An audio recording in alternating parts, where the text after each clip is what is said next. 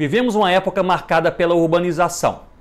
Aliás, sociólogos e antropólogos apontam que as três forças que mais claramente influenciam a sociedade mundial são a urbanização, a globalização e também a polarização. Cidades, porém, não são definidas apenas pela forma de se organizar, mas, sobretudo, pela forma de pensar.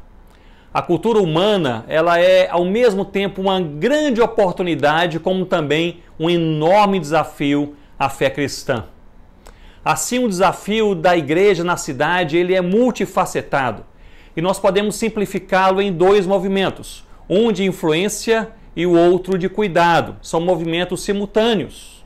A igreja é chamada na palavra de Deus para se engajar, transformar e influenciar a sociedade e, ao mesmo tempo, na mesma palavra de Deus, a igreja é orientada também a se prevenir, se guardar, se proteger das pressões, opressões e tentações ao seu redor. Esses dois movimentos jamais podem ser dissociados. Notem comigo que se a igreja proclama a sua fé, mas não aguarda, ela se torna um grupo meramente religioso, não uma comunidade redimida pelo sangue do Cordeiro Jesus. Por outro lado, se a igreja guarda a sua fé, mas não a proclama, ela se torna infrutífera, inútil, ela perde a missão. E é importante lembrar que um dos efeitos mais alarmantes quando nós não proclamamos e não guardamos a nossa fé ao mesmo tempo é a perda da capacidade de transmitir os valores de Cristo à próxima geração, à nova geração, incluindo nossos próprios filhos. Observe comigo que estamos todos em uma caminhada pessoal e de fé. Alguns vieram a Cristo poucos dias atrás e outros há décadas. E cedo ou tarde todos nós cruzaremos a linha final. Assim, a pergunta que eu levanto nesse momento é a seguinte: o que você guardará de sua caminhada? Amizades, experiências, reconhecimento, frutos, ou mesmo amargura, arrependimento, tristeza? Eu conheço um pastor já jubilado que guardou todos os seus sermões em algumas caixas. Conheço também um missionário que, ao fim de carreira, guardou álbuns de fotos de cada etapa do seu ministério. Há pessoas que guardam recordações, bens, títulos, reputação. O que você guardará? Paulo escreve a Timóteo no fim da sua carreira e ele diz com todas as palavras: eu guardei a minha fé. Leiamos, portanto, 2 Timóteo capítulo 4, versos 6 a 8. Diz assim a palavra do Senhor: quanto a mim, estou sendo já oferecido por libação, e o tempo da minha partida é chegado. Combati o bom combate, completei a carreira e guardei a fé. Já agora a coroa da justiça me está guardada, a qual o Senhor, reto juiz, me dará naquele dia, e não somente a mim, mas também a todos quantos amam a sua vinda. Louvado seja Deus pela sua palavra. Essa carta possui 3 pontos de distinção. O primeiro é a circunstância na qual ela foi escrita, pois foi redigida de uma prisão nos últimos dias da vida de Paulo. De acordo com Eusébio, historiador do século IV, Paulo se encontrava em um calabouço escuro, isolado e úmido, apenas com um buraco no teto para a entrada de luz e de ar. Ele estaria ali, seriam seus últimos dias de vida. O segundo diferencial dessa carta é o seu endereço. O apóstolo não escreve essa sua última carta às igrejas ou mesmo a outros apóstolos. Ele também não o faz a homens influentes e experientes, mas a um jovem líder chamado Timóteo. O mesmo Timóteo que Paulo conheceu em Listra e se tornou uma mistura de filho na fé e companheiro de caminhada. E o terceiro diferencial dessa carta é a sua abordagem. Isso é curioso. Ao aconselhar um jovem que está iniciando sua caminhada, Paulo não fala da partida, mas fala da chegada. Ele não fala do começo, mas fala do fim. O verso 7 que lemos, ele fala sobre o combate, fala sobre a carreira e fala também sobre a fé. E é sobre isso que eu gostaria de partilhar com vocês nesse momento. Quanto ao combate, ele lutou sem se amargurar. No verso 6, ele diz que o tempo da minha partida é chegado. E para tempo, Paulo usa a expressão grega kairos, que significa o tempo oportuno, o tempo certo. E isso é impressionante. Paulo não está reclamando que irá morrer cedo demais. Ele não lança a culpa de sua morte sobre os ombros dos seus perseguidores. E nem mesmo Paulo, ele culpa o império por causa disso. Ao contrário, ele reconhece que a vida é finita, é passageira e que o seu dia havia chegado. Mesmo em um calabouço sendo morto pelos perseguidores, por causa da sua fé no Senhor Jesus, ele reconhece que mesmo essa morte trágica não acontecerá fora do tempo de Deus. Talvez ele tivesse em mente Jó 14:5, que afirma que todos os nossos dias estão contados e determinados pelo Senhor. Combati o bom combate, grita ele. Note comigo que o verbo combater vem do grego agonizomai, que significa um tremendo esforço, algo árduo, e representa muitíssimo bem a caminhada do apóstolo Paulo. Vocês bem se lembram, ele passou por prisões, oposições, açoites, enfermidades, decepções. Foi um bom combate, um longo combate, um combate árduo. Essa era a sua luta. Meu irmão, não se amargure com a luta que Deus lhe dá para ser travada. Lute a sua luta com alegria. Minha irmã, não olhe para outras pessoas desejando ter as suas vidas. Encha o seu coração de contentamento pela jornada que é sua, pela vida que Deus lhe confiou. Nesse ponto, lute sem se amargurar. Eu deixo com vocês três breves conselhos. Em primeiro lugar, busque em sua luta os motivos de gratidão. Paulo, no início dessa carta, ele não inicia dizendo eu me entristeço com a minha prisão, mas sim eu me alegro com a sua fé. Busque em sua luta os motivos de gratidão. Em segundo lugar, assuma as suas lutas como sendo suas. Evite os discursos como se essa luta não lhe pertencesse. Paulo, no capítulo 4, ele diz que a sua hora era chegada. Cada um de nós tem a sua própria luta e a porção que nos cabe. Em terceiro lugar, não lute as lutas que não são suas. Você não é chamado para exortar todas as pessoas, evangelizar todos os lugares, fazer todas as coisas. Lute apenas aquilo que Deus o chamou para fazer, aquilo que Ele colocou em suas mãos. Portanto, como vimos, quanto ao combate, ele lutou sem se amargurar. E nós veremos que quanto à carreira, ele a completou sem se vangloriar. Isso é impressionante. Paulo diz que receberá a coroa da justiça. E no verso 8 ele destaca que não somente ele a receberá, mas todos que amam o Senhor Jesus. Paulo não termina a sua vida dizendo, eu sou maior, eu sou especial. Ele termina a sua vida dizendo, maior é Cristo, especial é Cristo. Ele não termina a sua vida colocando-se em um pedestal, mas exaltando o Senhor Jesus. O que significa coroa de justiça? Bem, coroa era basicamente o que se recebia ao fim de uma competição e significava você venceu. E coroa de justiça, justificada em Cristo, tem o significado você venceu por causa de Cristo. Essa coroa da justiça, portanto, é uma expressão que Paulo usa para resumir 3 fatos que aconteceram em nossas vidas. Em Cristo Jesus, nós morremos em Cristo, ressuscitamos em Cristo e nós vivemos em Cristo. Nós morremos em Cristo. Você e eu tínhamos um preço impagável que nos mantinha presos, uma espécie de trabalho escravo do corpo e da alma. Eu vi uma reportagem sobre trabalho escravo em um documentário tempos atrás. Você é sempre devedor, nunca consegue pagar o preço da sua própria alimentação, da sua própria roupa. Portanto, permanece preso, escravo, sem previsão ou esperança alguma de liberdade.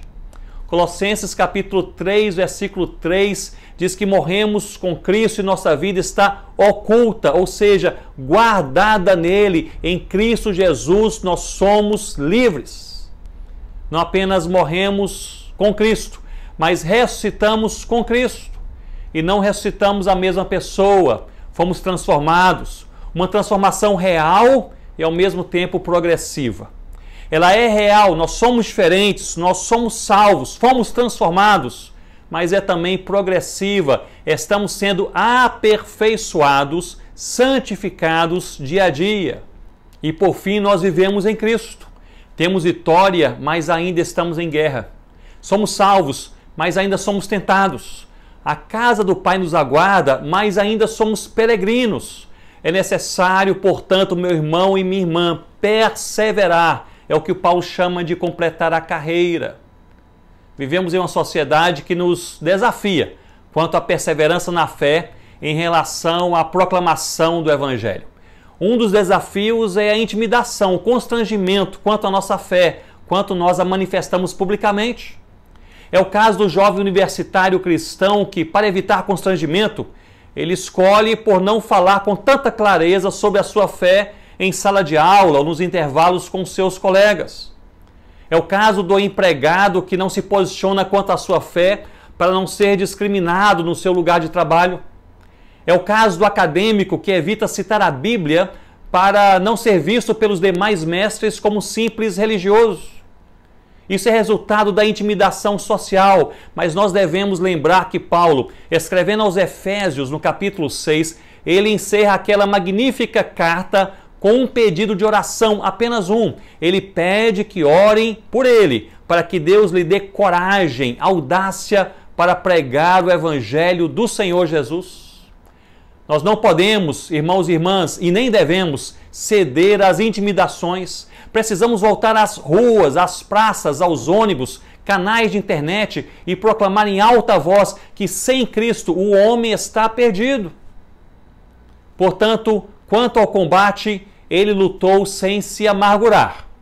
Quanto à carreira, ele a completou sem se vangloriar. Maior é Cristo. E quanto à fé, ele resume em apenas uma palavra o que ele fez com a sua fé. Ele diz, guardei. A expressão usada para guardar, no original grego, terel, é a mesma encontrada na resposta de Jesus quando o jovem rico, em Mateus capítulo 19, perguntava o que fazer para alcançar a vida eterna. E Jesus responde, entre tudo na vida, guarda os mandamentos. E o ensino é claro, guarde a sua fé como quem guarda o tesouro mais precioso.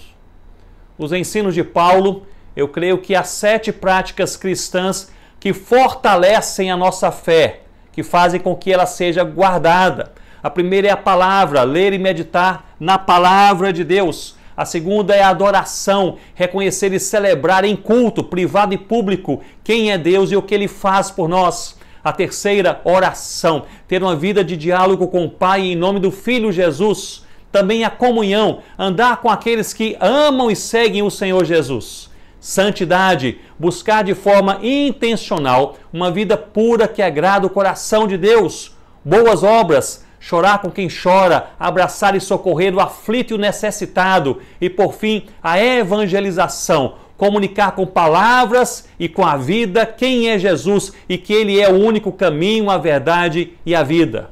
Palavra, adoração, oração, comunhão, santidade, boas obras e evangelização. Essas práticas cristãs o ajudarão a guardar a sua fé. Eu destaco, meus irmãos, que a fé possui um efeito também didático em nossas vidas, em 3 áreas. Primeiramente, ela transforma a nossa ansiedade em esperança. Isso porque é uma forte e curiosa ligação entre a fé e o descanso em toda a Escritura. E esse era um dos segredos de Paulo. Em Cristo somos convidados a crer e descansar. Quanto mais cremos, mais descansamos. Quanto mais cremos, mais nosso coração se aquieta, mesmo na tempestade, pois a fé nos faz entender com a mente e sentir com o coração que o eterno Criador está conosco todos os dias. A fé também transforma a nossa visão humanista em cosmovisão cristã. À medida que cremos, passamos a ver as coisas como elas são. A nossa própria cosmovisão é redimida em Cristo Jesus. E a partir daí, nossas vidas não são mais guiadas pelas conjecturas humanas quebradas, o otimismo, o pessimismo, o fatalismo, mas pela verdade da palavra de Deus. E por fim, a fé também transforma o nosso propósito de existência. Passamos a ver as coisas com o olhar da palavra de Deus e a viver com o propósito definido de Deus em nossas vidas diárias. Não simplesmente viver para os nossos sonhos, mas para a missão. Passamos a abraçar a missão de sermos sal que verdadeiramente salga e luz que brilha, seguindo a Jesus, servindo a Jesus e pregando o Senhor Jesus.